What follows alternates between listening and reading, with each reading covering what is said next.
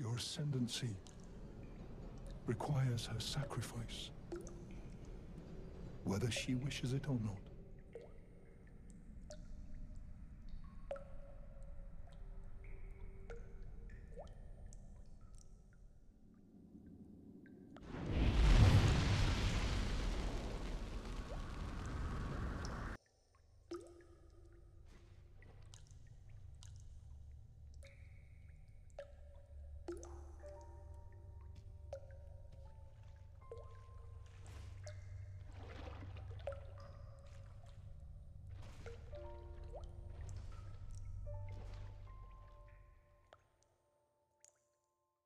To be loved by thunder and be seduced by the deceiving flame of chaos is the grim fate of Vyke, the Dragonspear. No other Tarnish was closer to the throne of the Elden Lord than Vyke, but without announcement one day he vanished. Today we're gonna find out what compelled our fellow Tarnish to abandon both this mission and this maiden. Your ascendancy requires her sacrifice, whether she wishes it or not.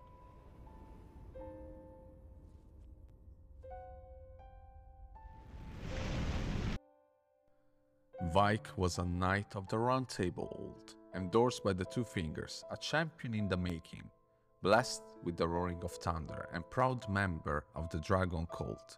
From the information that we can gather in the lands between, the Dragon Cult was formed at the peak of the Golden Order, during the reign of Godfrey, first Elden Lord.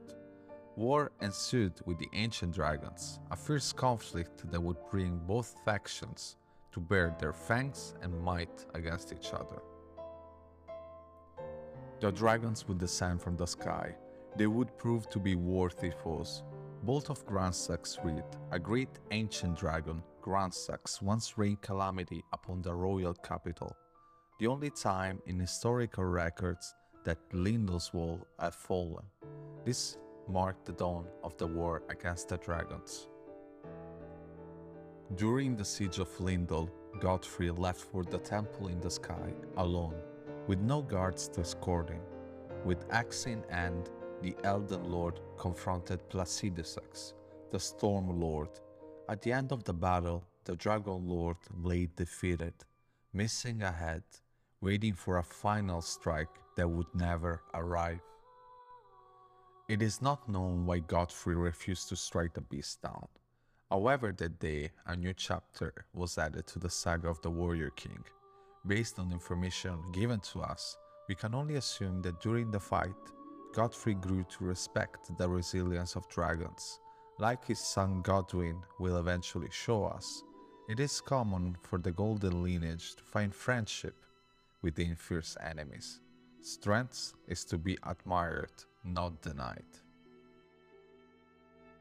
Meanwhile, Lansseax would darken the sky and descend on the royal capital, breaching the walls. Yet it was not all lost. Godwyn the Golden, son of Godfrey, first of the demigods, stood steadfast, rallying the army. The capital would not fall. Draconic three-sentinel armor reads, after the great ancient dragon Lansseax attacked, the sentinels had an epiphany. The only way to truly protect the Earth Tree was to become dragons themselves. Eventually, Godwyn would strike down Lansseax, the body of the beast laying on the City of Gold, as a reminder of the victory achieved that day, to mark the beginning of a tale of Godwyn the Golden. The war was not over yet. In the midst of conflict, two stakes of red lightning appeared, the hallmark of Fortisax, the mightiest boulder stone. The fight was hard fought, but Godwyn would prevail against Fortisax as well. Impressed with the dragon's strength, Godwyn decided to show mercy and to spare his foe. Electrify Armament incantation reads, one of the incantations of the capital Ancient Dragon Cult. Long ago, Godwyn the Golden defeated the ancient dragon Fortisax and befriended his fallen foe, an event that gave rise to the ancient dragon cult in the capital. In the end, both the capital and the order were saved, making Godwyn a hero in the eyes of the people.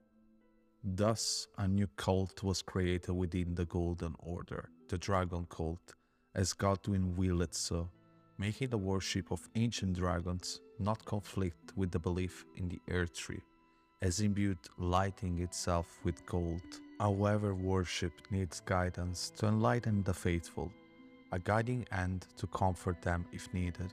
It is said the Fortisax had a sister, Lansseax, and that she took the form of a human to commune with the knights as a priestess of the dragon cult. Of all the knights, Vyke the Dragonspear was the one that Lansseax loved the most. For that very reason, she decided to share a secret with him on how to channel the primordial essence of Scarlet Lightning, unbound by gold. Alas, one fateful day, Vyke and his kin, along with their Lord Godfrey, would be stripped of their grace by Queen Marika the Eternal, to cross the sea and to wage war beyond the lands between, to fight without the guidance of gold, until the day they would be called by grace once more. Thus were the Tarnished born. In Marika's own words, my lord, and thy warriors, I divest each of thee of thy grace. With thine eyes dimmed, ye will be driven from the lands between.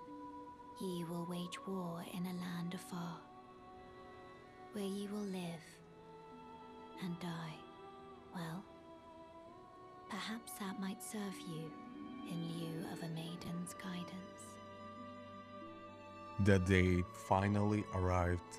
The Tarnished forged within graceless conflict, branded by grace once more, returned.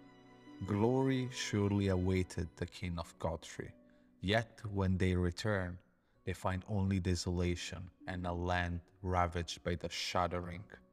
The demigods, the children of Marika, guided by their selfish desires for power, destroyed the lands the Tarnished called once home. Vyke, resolute, with spear in hand, descended upon the lands, a duty to complete, to become a champion who would one day brandish the Elden Ring, to fix all that was wrong. Accompanied by a fair maiden, he would depart in seek of strength. Eventually, Vyke would accomplish great things, obtaining 2 great runes. It seemed fate had its way.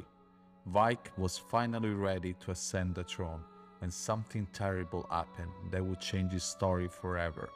The way to the Earth Tree was blocked by thorns, and fire was needed to advance forward. You were about to sacrifice something precious, the life of a fair maiden, that you would toss into the fiery forge, only so that you may be lord. What a horrible thing to ponder.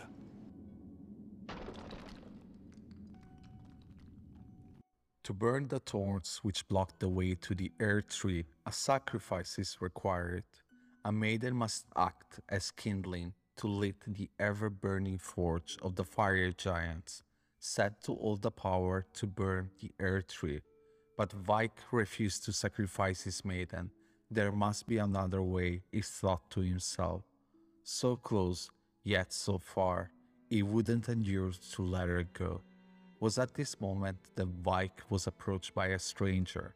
The man seemed to know of Vyke's plight and offered comfort. The stranger promised that there was another way, and that Vyke wouldn't need to sacrifice his dear maiden.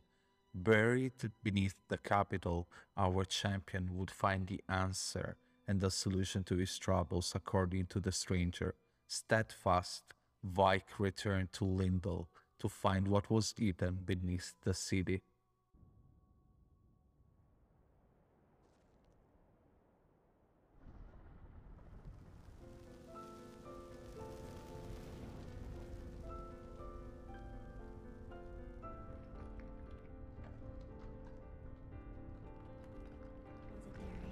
Came from the one great. Then came fractures, and births, and souls. But the greater will made a mistake. Torment, despair, affliction, every sin, every curse, every one born of the mistake. And so, what was borrowed must be returned. Melt it all away with the yellow chaos flame, until all is one again.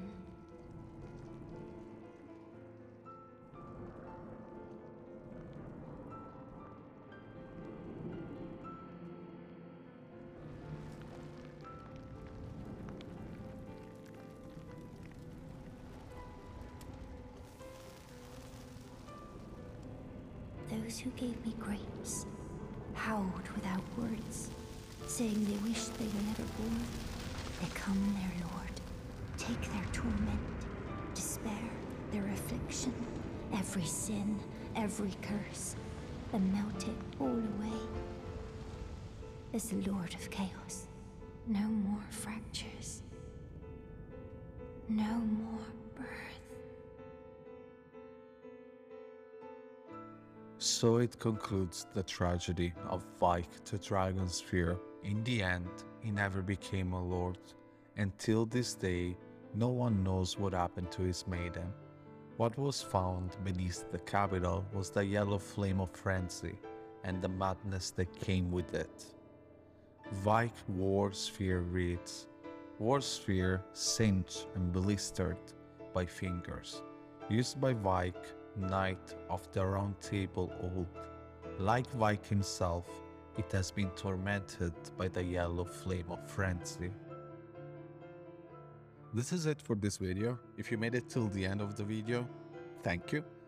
Anyways, as always, like, share, subscribe. Any support is really appreciated. And well, see you on the next one. Ciao.